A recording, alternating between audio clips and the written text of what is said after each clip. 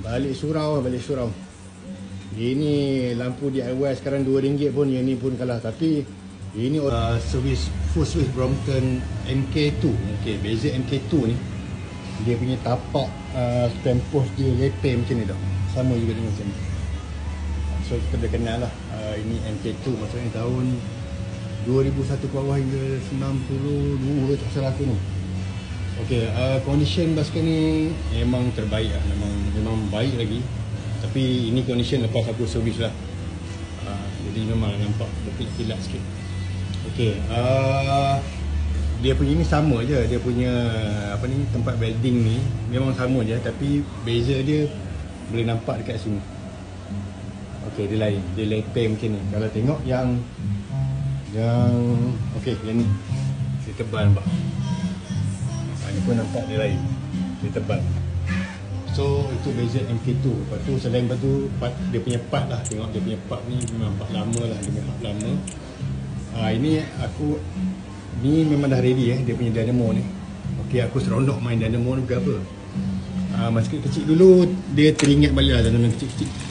Okey, dia kalau attach dia aku lupa macam mana. Tadi aku buat tekan ke tarik. Aku lupa dah. Alamak. Tekan. Dia tekan sini. Okey, dia cantum dah. So berbunyi lah. Berat sikit lah. Aku tak attach gear lagi. Aku tak perlu gear ringan. Okey, nampak ni. Okey, mentol dia. Okey. Yang best depan lah, depan. Okey, aku kayuh ni.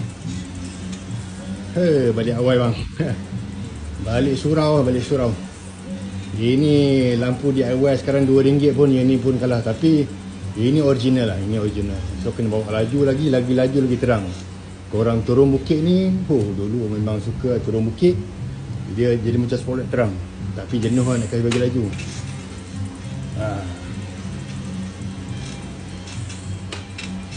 Kaca bang, plastik. Bentuk. Ini MK2. Dia punya caliper pun lain. Dia punya ni pun lain. Aku seronok tengok ni lampu mentol ni. Aduh, berat lah. So bunyi lah.